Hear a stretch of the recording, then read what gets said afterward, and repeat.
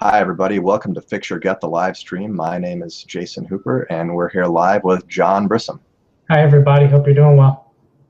Today, we're going to be talking about cognitive disorders in our youth.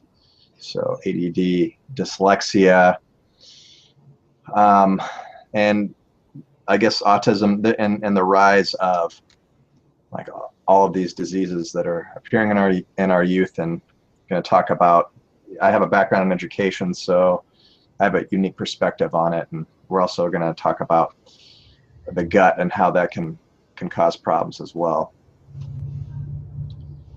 So again, if you're joining us live, you can get onto the IRC channel. We have our IRC channels open, so if you just get on a client and you log on to IRCnet Miami and go to the channel Fix Your Gut, you can. I have a window open, so I'm seeing everybody's chats live, and we can take questions in real time. So if you've got anything you want to ask us while we're on here, you can go ahead and ask in real time. Alrighty. So we're going to start talking about ADD, and I have a layout right here of ADD, of the geography of the United States by ADD prevalence, and you can try to make some conclusions here based on which state. Like I guess the darker the orange color, the more prevalent ADD. And this map right here is ADD plus medication. So you can kind of check out the states that are more prone to ADD than others, and it tends to be, I don't know, you could make a lot of correlations based on what you see here. The first thing that I thought of when I saw this map was that it looks like if you took a map of teachers' pay and overlapped it with this, they'd be fairly similar. So it seems like the lower the teacher pay, the higher the instances of ADD. So that it definitely goes against some things you'd think, like, well, okay, so maybe it's a lot of people have conjectured that maybe it's a rise in technology. There's more video games, more cell phones, and that's what's creating ADD. But if you look over at like California, New York, they're lower than like Alabama, Louisiana, even Iowa, Wisconsin. So I don't know. I don't know if that's actually if it's technology that's influencing our behavior cognitively or not. But anyway, that it's just an observation. Since I've been teaching for the past decade or so, there's definitely been, just in my personal experience, I've seen a lot of rise in ADD. Probably, I would probably say that at least half of my students in my classes are medicated. And when some people hear that, they think that that's crazy, but that just tends to be how it is. I mean, that's our new reality. Although I haven't really noticed a lot of difference in classroom behavior. So the classroom behavior has been fairly constant. It's just, I think a lot of it has to do with the No Child Left Behind legislation, and sort of how students are identified and put into these 501, these 503 programs and 504. I'm getting my tax code and my education stuff confused. So 504 behavioral programs versus the ARD instructional planning.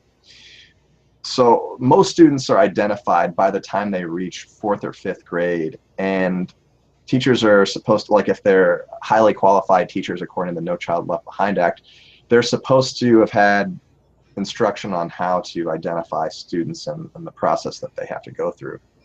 Now, I've had all this training too, but I wouldn't necessarily say that I'm qualified. I'm not a psychiatrist or psychologist. I wouldn't say I'm qualified to be like, hey, this kid right here has a mental disorder. I'm not sure that we really have the right people doing this. And so the teacher says, okay, well, this kid's out of control. He has ADD. And they send it over to the counselors, and the counselors interview him. They're like, oh yeah, this kid totally has ADD. and then they send, and then there's pressure from the doctor at this point, because once the students go over to the doctor and they say, well, look, my teachers and my counselors are all telling me I have ADHD or ADD. What's going on here? And of course, they're going to write the script.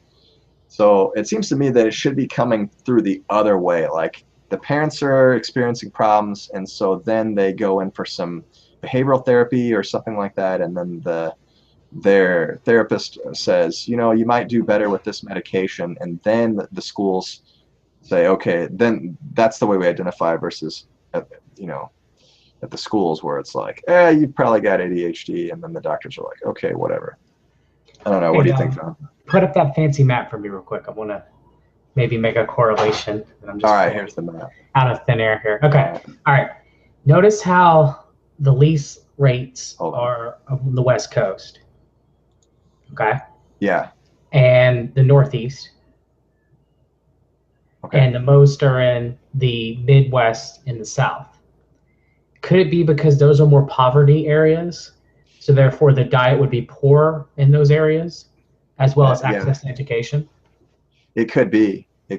Yeah, for sure. I mean, we could make a lot of correlations based on a lot of this. I don't know necessarily if any of them are going to be accurate. I just, the first thing that came to mind was like teacher pay, but you could go with household income. You could go with, you could do a lot of different correlations. I mean, North Carolina has one of the lowest, teachers pay, and one of the ranked worst in education in the United States. So it doesn't surprise me that my home state is, high up on that list. But there has to be other varying factors too with the development of ADD. A lot of it has to do too. I'd love to see a map of performed cesarean sections or map breastfeeding percentages transposed on that to see what matches up and what doesn't. Yeah, I mean, it'd be interesting, because as we start to get big data, we can make all sorts of correlations. Now, whether or not those correlations are causality, that's another issue, because we can say a lot of things. We can say like, oh, well, it could be money, it could be quality of education, it could be parenting style, it could be, hey, it could be I don't know, there could be like a oil pipeline running through there. Maybe it's the oil. So why don't we not talk about, we don't know what the causes are, which will be a lot of what today's live stream is going to be about, is we don't know the causes. We could speculate all day long. Later when we get to autism, I'll talk about the gut microbiome and what I believe is the cause of the rise of autism. But still, nonetheless, we could speculate it. We say we're speculating now. So I guess maybe we should instead talk about maybe what could be done, if anything, to help. I mean, I can already tell you that the overprescribing of medication is not helping anyone. Or let me take that back. It's helping very few people. Yeah, I would say that sometimes it does seem to be effective. Not in most cases, but I've seen some students have a lot of improvement. Of course, it's effective if you give them Ritalin, which is pretty much, methamphetamines. But should it be the last thing that you give kids? Should you try a whole bunch of things first, which is not done first? Instead, they go straight to providing medication, instead of, trying to do more reinforcement at home, do reinforcement in the community, change the diet, so forth and so on. None of that's tried. Instead, it's here, take some, amphetamines, which will help some people, but at the cost of lasting side effects and possibly, damage to like the cardiovascular system, for example. Well, I can say that the choice of cognitive or behavioral therapy versus medication favors a lot more of the blue states, the New England states and California. So is that maybe why this map is showing less rates too? It could be, yeah, because this map is based on medication, not based on 504s or ARDs.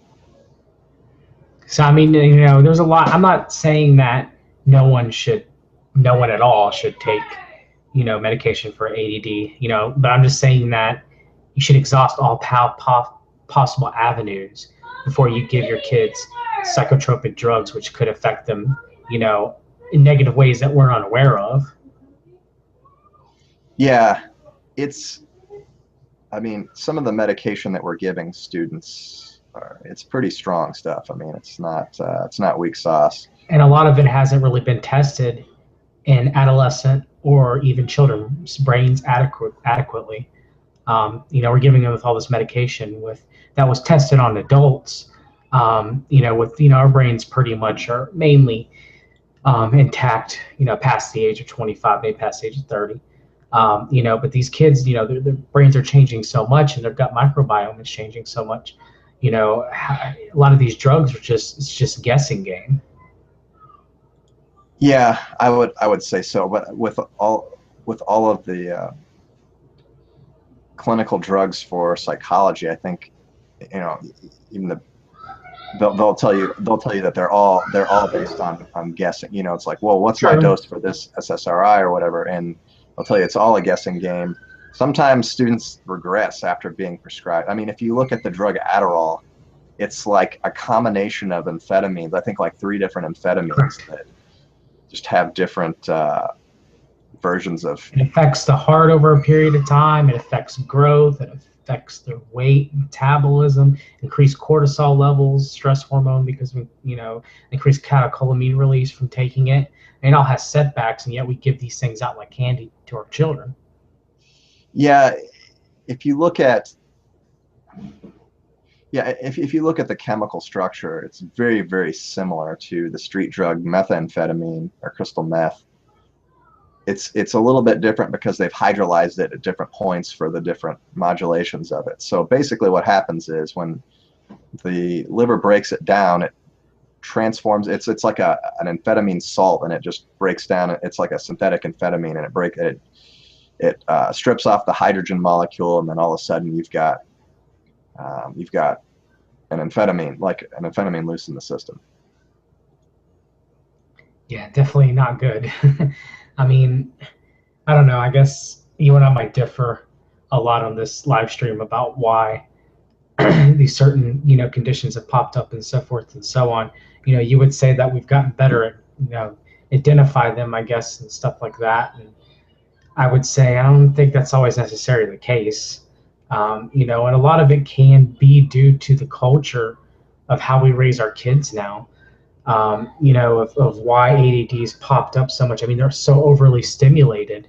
Like my son right now who's in kindergarten, he's learning stuff that I didn't learn until I was in first and second grade. Now, granted, is it better? I mean, I don't know, but getting overstimulation at school, getting overstimulated at home through video games and through television and so forth and so on. All of it has to, improper circadian rhythm too, more than likely has a proper play in it as well. And damaging the gut microbiome. All these things are increasing the rates, honestly, I believe, more than identification. I'm not really sure that we're getting better at identifying I mean, students. that's what they claim. That's why they say the rates of autism have increased just because we can identify more. That's what conventional medicine says. Well, I disagree with that. I think that we're identifying more. I don't necessarily think that we're more Well, they say accurate that with our identification. identifying protocols are better in place, therefore we can identify it earlier and we can identify it better. Well, I think it's a subjective thing, but just because a kid can't sit down and behave themselves does not necessarily mean they have ADD. And just It because a could be they're kid, bored, they're having trouble at home. yeah, or just because a kid has a reading problem doesn't mean they have dyslexia. Correct. I mean, there are students with ADD, there's students with dyslexia, there's students with autism. I don't want to say these are made up diseases and there's nothing out there.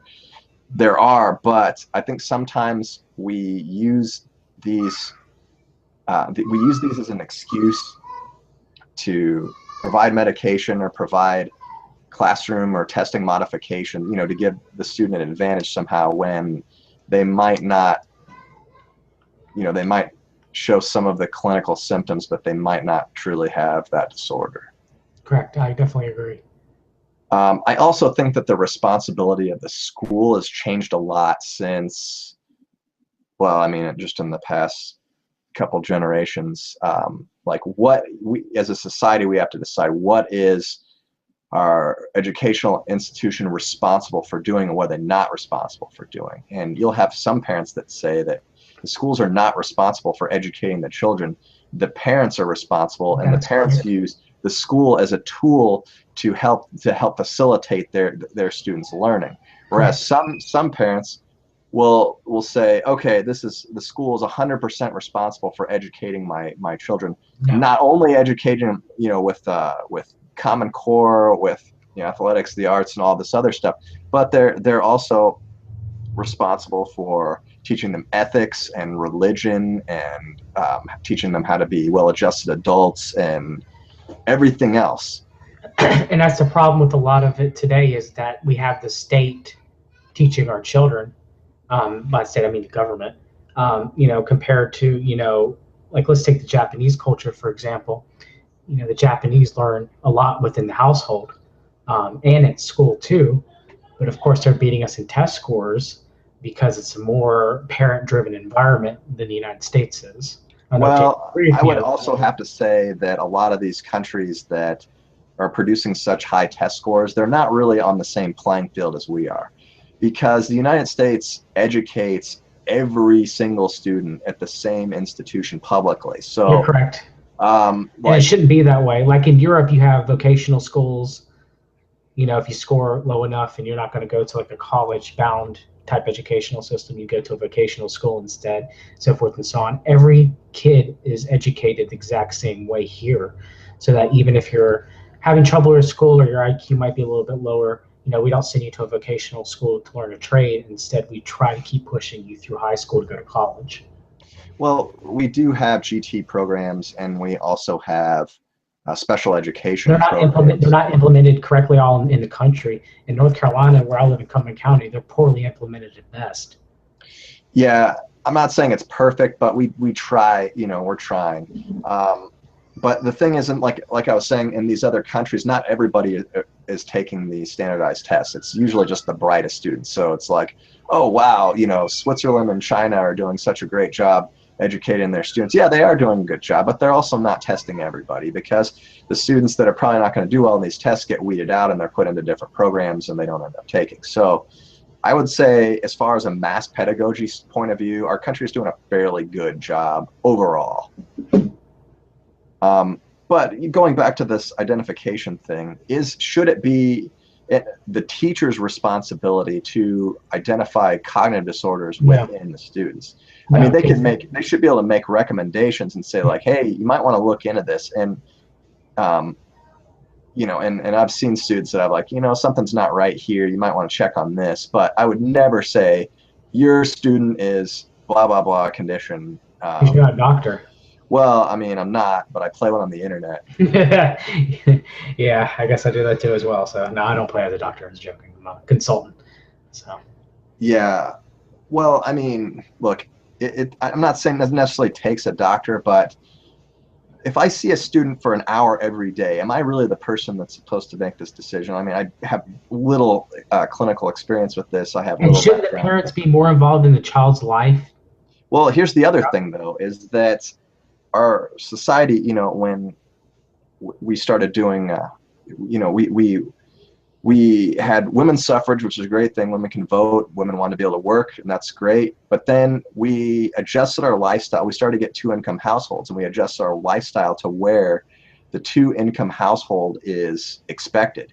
It's And needed. It's needed nowadays. well, I wouldn't necessarily say it's needed, but maybe it's a political thing. But there are things that we didn't have before household income, two-income household was the norm. We have different bills now that we're paying that we didn't have back then. Like, we didn't have cable bill, we didn't have cell phone bill, we didn't have internet bills. We only had one car for the house. Yeah, The price of food wasn't heavily inflated. yeah. But anyway, we we started making more money, and then people and in the marketing fields were like, okay, we're going to find a way for you to spend this money, because you can't just have extra money sitting around. You're going to want to spend it, because why else work? And we found ways, and now we decided we can't live without these things. We can't live without the internet. We can't live without a cell phone. And it'd be very tough to give up at this point.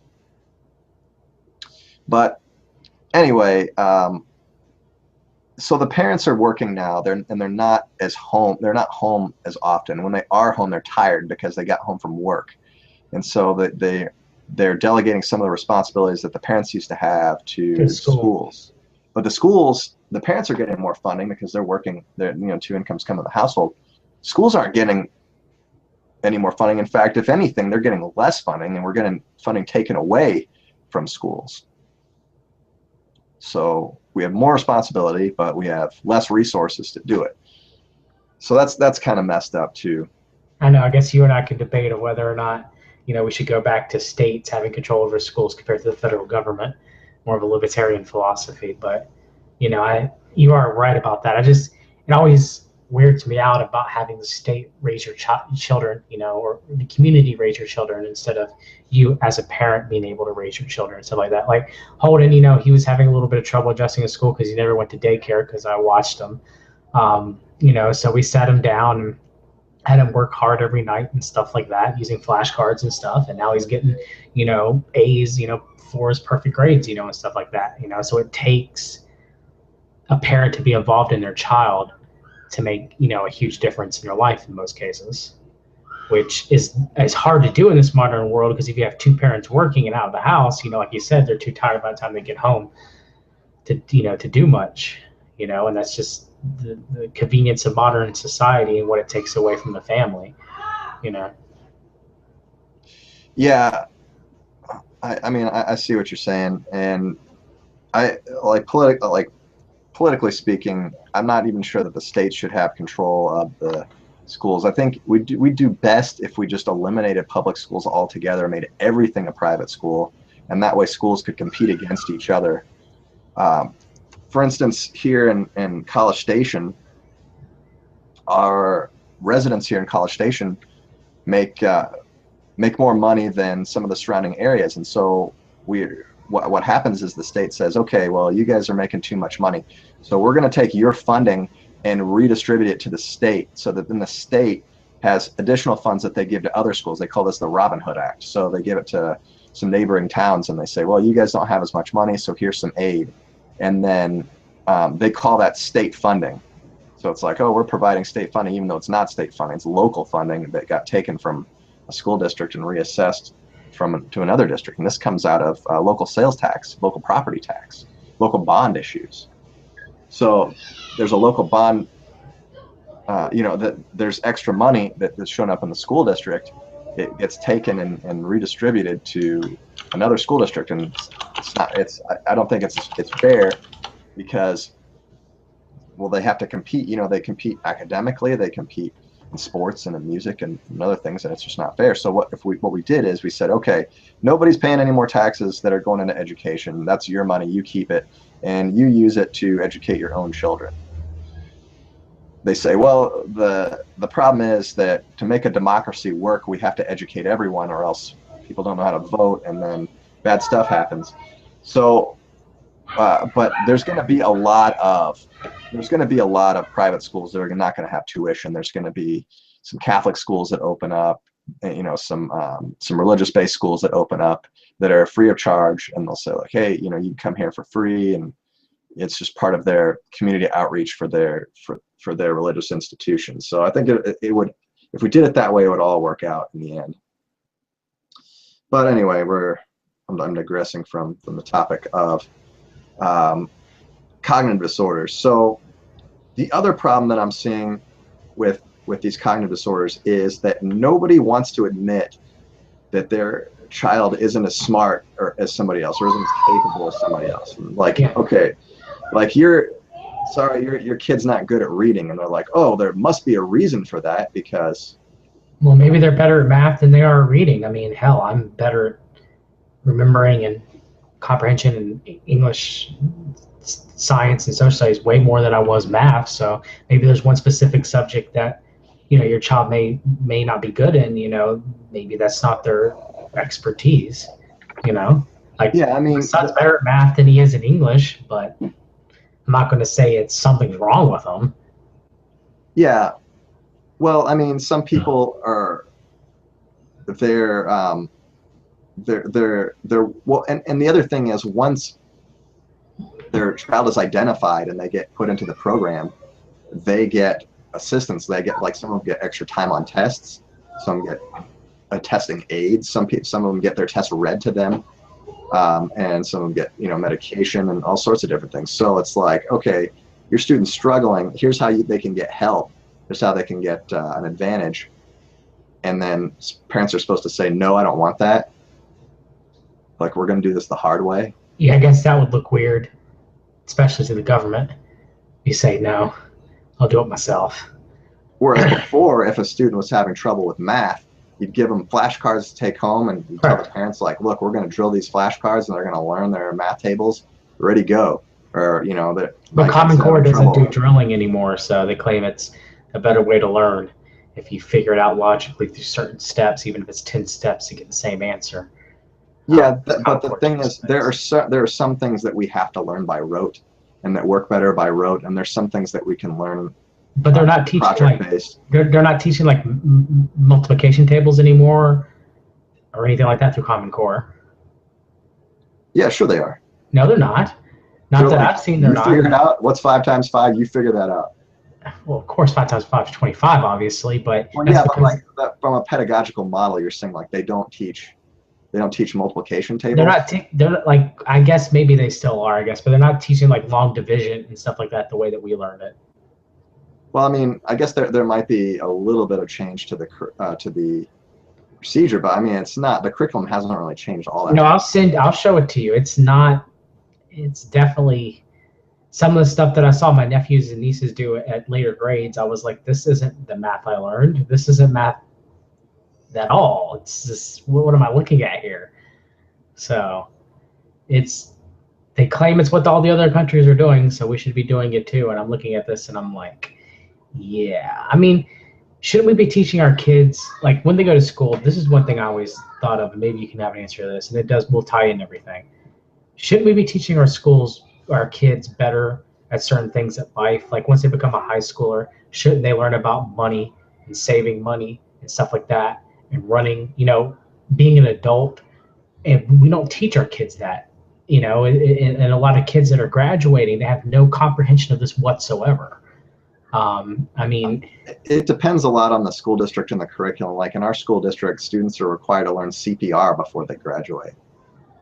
So that's a thing. And there are classes. Really good I mean, that's nice to know, don't get me wrong, but preparation for an adulthood,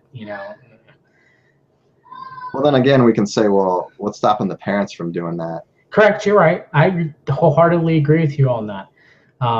It's just, when it comes down to all of this, doesn't it, all of it just rely mostly on the parents?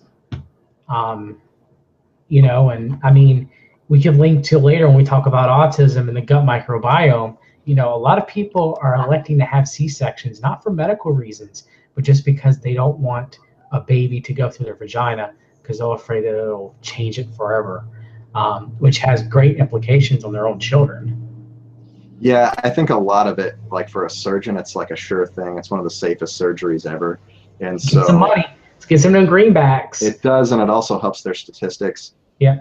Actually, one of our hospitals here in town is being investigated because they do so many C-sections that the AMA is like, hey, what's going on here? And so they're like, we think you're pushing these too much, and they're under investigation right now. So that's an interesting thing. I mean, yeah, of course, surgeon goes up to you and say, yeah, you can have a little tiny scar instead of having your vagina changed. So why don't you just, get a little tiny scar that may or may not go away, maybe put some, plastic surgery there, scar's gone, and it's just some sacrifices you got to do for your children if absolutely necessary, if you want them to live a better life. And one of them is a vaginal birth.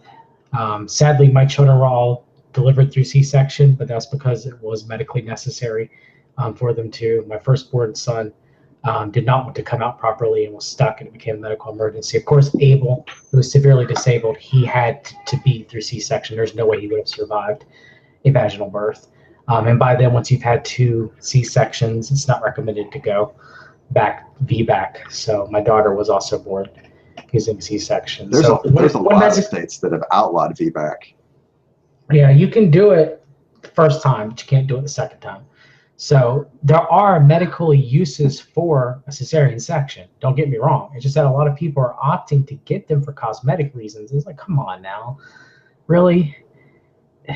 It's not going to help your child very much. Well, yeah. So yeah, the microbiome seems to play a big role in autism, but like they also think that like maybe intestinal parasites might also, or even candida. I mean, I mean, obviously, in people with autism, they're more prone to constipation. They have gut problems, but even the microbiome cause, or the whatever the cause is, hasn't been completely uncovered yet. True, but Dr. Perlmutter has done a lot of research, and it appears to be an overgrowth of Clostridia, which produces too much propionic acid as a short chain fatty acid, which, of course, all of that causes overgrowth within the intestines, which of course reduces much needed serotonin production in the gut and other neurotransmitters as well, like melatonin, which can shunt, the brain's proper formation. So I do believe, that the work of Dr. David Perlmutter, what he's done, it does seem like Clostridia, the overgrowth of Clostridia, seems to be one of the proponent causes of autism. That makes a lot of sense. Some people claim that there are these protocols that you can do to eliminate the parasite or the yeast or whatever that's causing the problem, and then all of a sudden your kid's not autistic anymore. Well, Perlmutter has records of kids who were obviously suffering from autism, who he, got rid of the overgrowth, transplanted new microbiome into them, and over time they did improve to the point where they do not appear to be autistic anymore. I believe it's possible, and not in every case, but it seems to be in the cases that are caused by the gut microbiome problems, it is possible to reverse itself if caught early and in time. It seems to be, that doesn't seem right to me, because that's the way their brain formed, and like it's very difficult to change at that It point. depends when it started.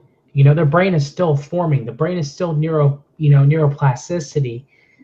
It's like a long time ago we used to say, well, when you become an adult, that's it. You get no more brain cells, and and once if something happens to your brain, that's for it. There's nothing that can be done.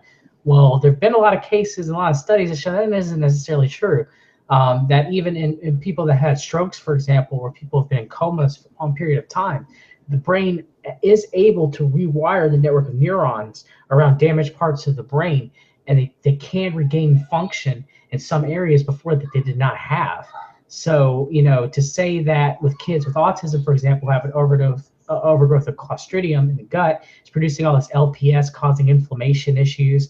And on top of that, the neurotransmitter disimbalance and so forth and so on.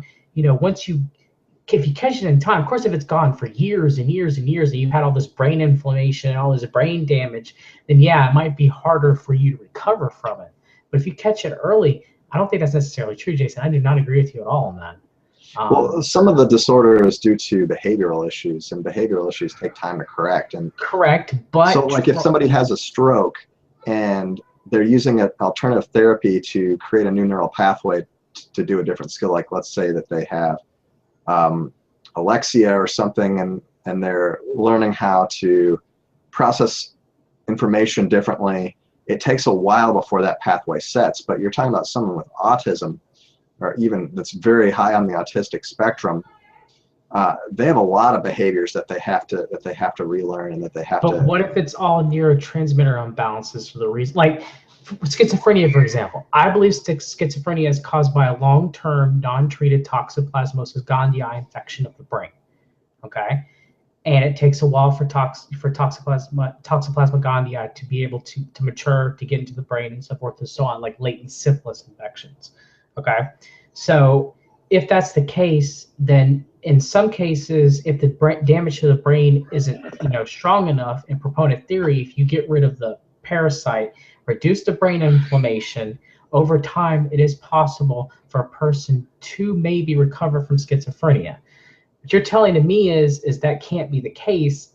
I mean, Perlmutter's seen it in his work with autistic kids, and he's posted videos and stuff like that. Like, I believe it's possible. It makes sense.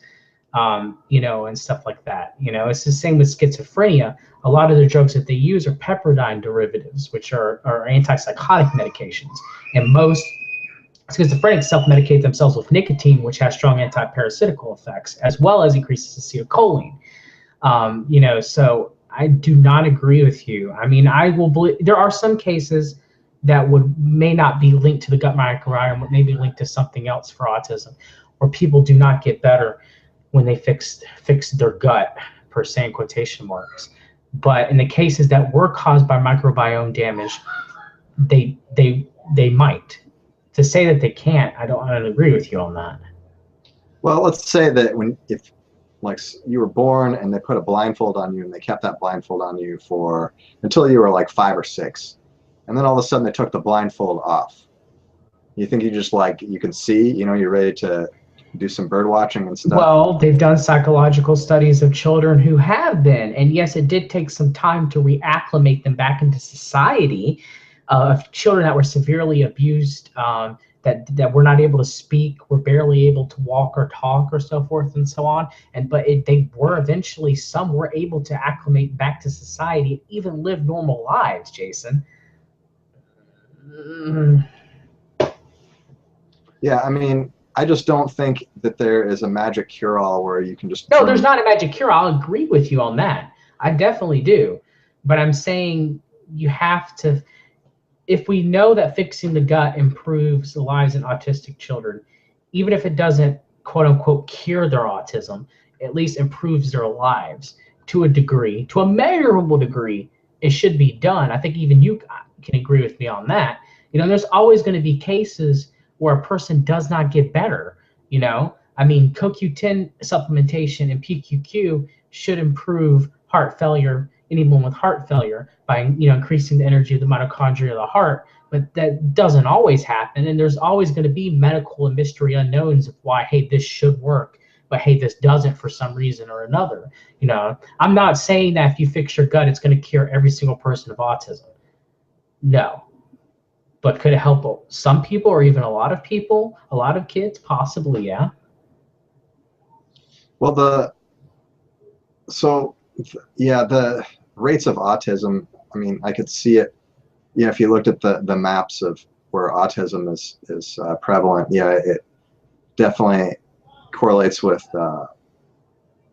places where they have higher medical technologies. And so you could say, okay, well, maybe C-sections do have something here, and then we can cure these people with XYZ and get rid of this infection, and then they're cured. But I just think that it's a little bit more complicated than that. I agree with you. It is. I agree with you. You can take down some of the inflammation that's hurting their brain, but to restore someone's, or not even restore, but to give them something that functions like everybody else, it's going to take a lot of behavioral therapy, and it's going to take a long time. And I don't know, I've never seen anybody recover completely from any, even a low level, somebody who's low on the autistic spectrum. I haven't seen anybody. Watch the videos on Dr. Perlmutter's site. I mean, he references a lot. I cannot remember the family, but he has one family up there. He has a lot about it on his site. He talked a lot about it in Brainmaker. I really honestly think it's possible. Not for every case, not for every child, sadly, but there are cases where if the gut microbiome had a lot to do with a child being autistic, it can be reversed. Now, I'm not saying it's overnight. I'm not saying that, you'll do something within a week and then your child will get better. No, it could take months or years, but I believe it has happened, and I believe you're definitely wrong on that. Well, I've seen students where they've changed their diet and they've gone more towards a paleo approach. That might not be enough. And I've seen improvement, but I haven't seen you're cured. I haven't seen anything like that. Because that's not just enough. You have to do more than that. You have to limit non-native EMF. You have to fix your circadian rhythm. You have to completely redo the gut microbiome. As long as motility is good, it might require probiotic enemas or even a fecal, transplant. It's more than just changing one's diet. And it's like that for most. When someone's sick, it's different. It's like a lot of people, when they come to me with SIBO or overgrowth, and they'll say, why can't I just take probiotics? They help so many people out, that you read online. Or why can't I just change my diet? Or why can't I get a fecal transplant? That seems to help a lot of people too. And I'm like, look, your issue is motility. These things aren't going to fix it. And it's so, it's the same with, everything else. There's not one quick fix. Things take a lot of time for a lot of people, and even what may work for one person or what's supposed to work sometimes sadly does not.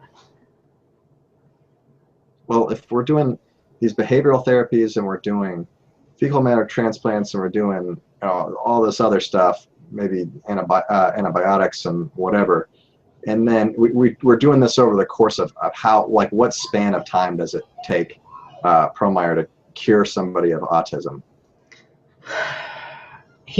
The family I looked at, he said once that they gave them probiotics, high dose probiotics orally, and then fecal matter transplant, it took a matter of weeks. But he did not seek what I would consider to be full recovery to a couple of months, if not a year. So it seems to be taking that long. And it's like that with a lot of chronic disorders. Chronic disorders or chronic ill health do not get better like the next day. Like, okay, I've been sick with a cold, for like 3 to 5 days. I shortened it by megadosing vitamin C and stuff like that, and zinc and stuff. And I'm better, and I don't have any lasting complications that I know of from becoming ill, short-term illness or whatever like that. But chronic illnesses do not work that way. And a lot of the American public, they think they do. Like when people come to me for SIBO counseling, they're like, oh, I'll be better in 2 weeks or a month, and I'm like, sadly, no. If you're lucky, it's 3 to 6 months. A lot of people, it's a year or two or even more before they see, recovery. So with chronic illnesses like this that have been going on for a long time with a lot of people, it does take time. I do agree with you on that. To say that it's never happened or you've never seen it, I can show you proof. I guess you've never seen it with your own eyes or through your own practice. And alas, either have I, but it's like MAP, for example. I believe wholeheartedly that MAP is the cause of most people's ulcerative colitis and Crohn's disease, because I've seen it in 2 people in my own personal life. They stopped all ruminant animal products. They fixed their guts. And lo and behold, I had my son's occupational therapist. He was about to lose a part of his bowel. They were going to take a part of his bowel out. He just stick to the diet, cleaned up his gut a little bit and so forth and so on. And he's been in remission for 1.5 years. So, I don't know. People think that scientific studies are the only, evidence-based type thing, but there's more than just studies. How many types of evidence-based logic do they say there is, Jason? I think 8. And scientific studies are only one of those,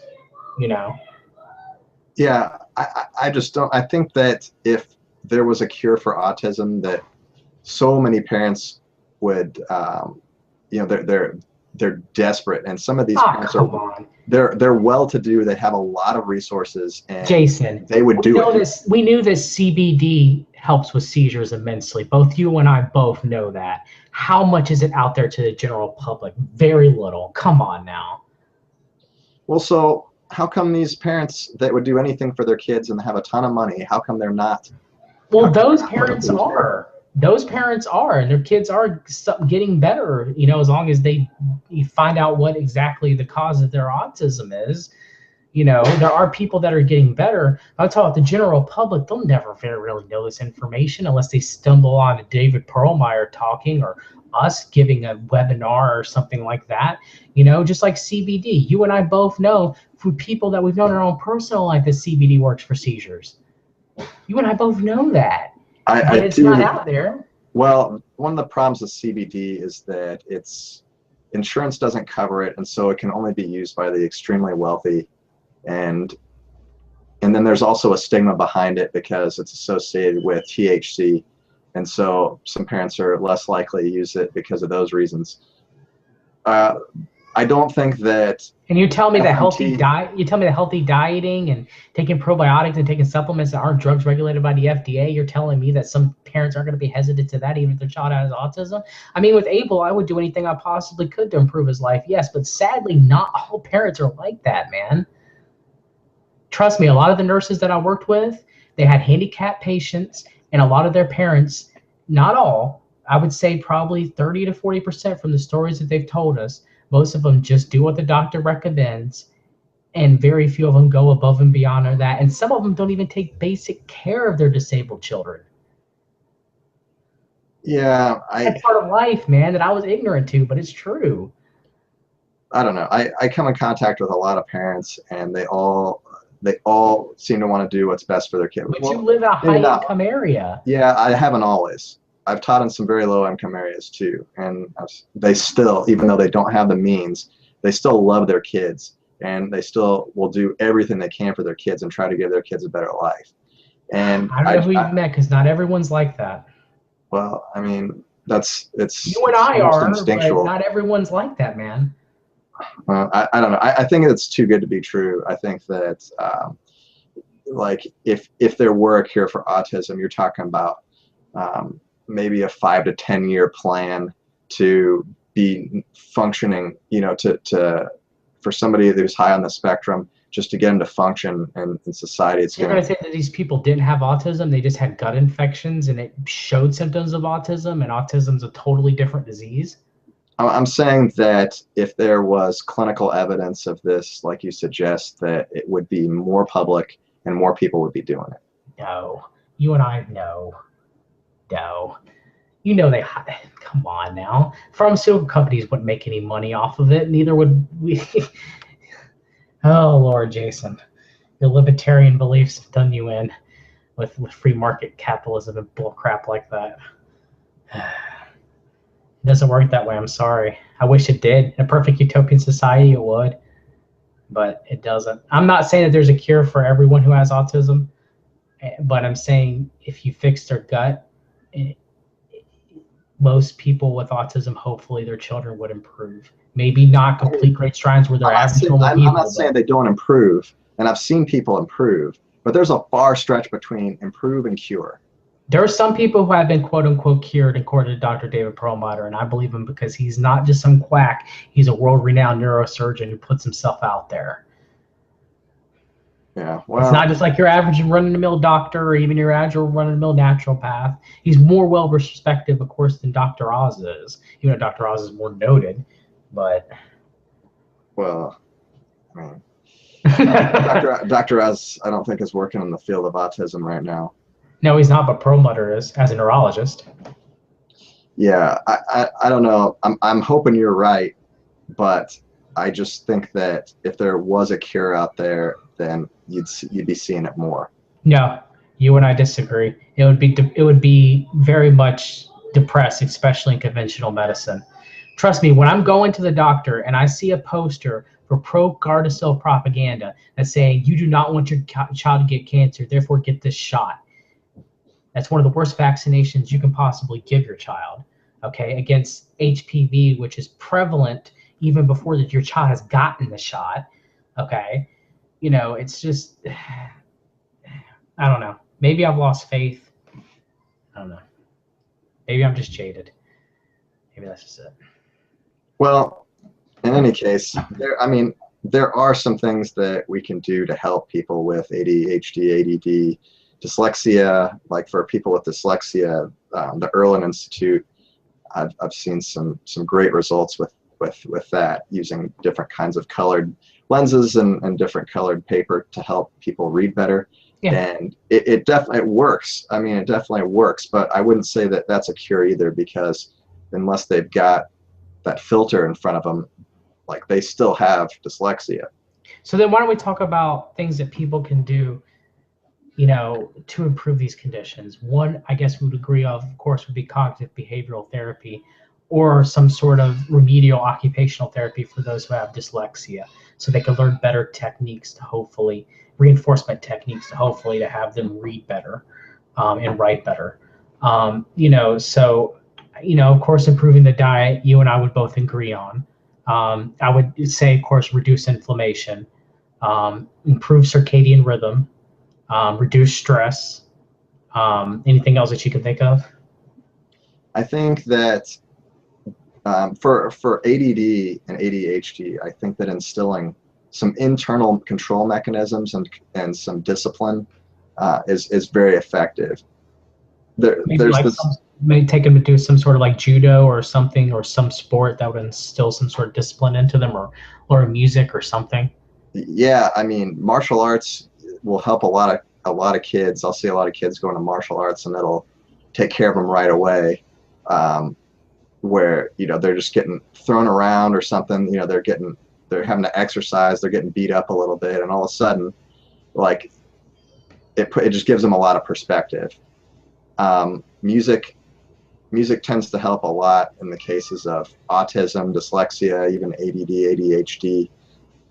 Um, music has a lot of inherent discipline in it as well, where you got to sit down, you got to figure stuff out, and you got to pay attention, you got to practice every day. If you're doing music right, if you're playing an instrument, or you're a vocalist and you're practicing, I think it has a lot of value. Even playing the electric guitar. You get your kids to play electric guitar, that they might think it's cool. Yeah, definitely. Electric guitar is actually pretty easy to learn.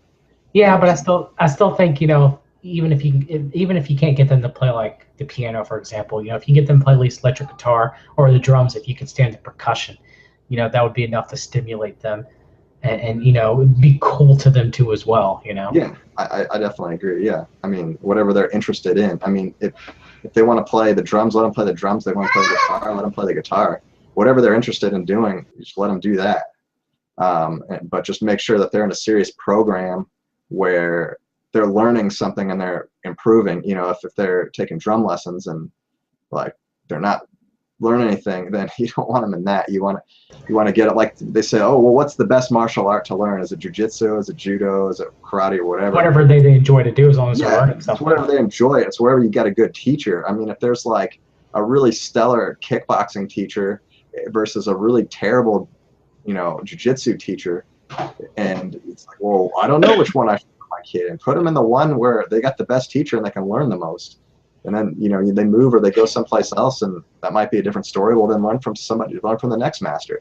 Yeah, that's why I'm going to try to next year register Holden in some sort of martial arts, because it instills both the discipline and you get to tire them out. Of course, exercise, of course, has great benefits for the body too. So. Oh yeah, completely. And they say that I don't know. Some people think that EMF might be a cause of um, autism developmentally, and even ADD, ADHD. The non-native EMF may play a role in that. Well, if you get your heart nice and strong, your heart puts out a lot of EMF too that can block non-native EMF. A lot of people don't understand that. It's like a force field. You get your heart really strong, and you generate your own EMF, and we can measure Body this. electric. Absolutely. They say, oh, well, how is it that these fish, they're swimming and they all know when to change direction at the same time? Or these birds, they're flying in formation, how do they know how to change? They say that's how we know someone's looking at us, even if Yeah. it's behind us, is because the fields converge with one another. I don't know if that's true or not, but that's what they say. I think that's right. Yeah, that sounds right to me. They've done some studies on snipers Yep, they and have. and their and When their they when body they temperature. Yep, and your heart rate increases once the sniper's looking at you. Yeah. But anyway, I think that you know hate to say this, but there's a lot of tough love, and a lot of parents are just gonna have to take responsibility and say, my kid has some behavioral problems. We're gonna have to find a solution. We're gonna try some different things. We're gonna get our kids to behave, and we're gonna teach them discipline and see what we can do with it. But the answer, and get them on a good diet. That's gonna help everything. That's gonna be fine. Um, but I think those may be just as valid for somebody who legitimately has ADD or dyslexia or autism. There's not too many cases of like autism where you're like, yeah, I'm not sure about this one. Like,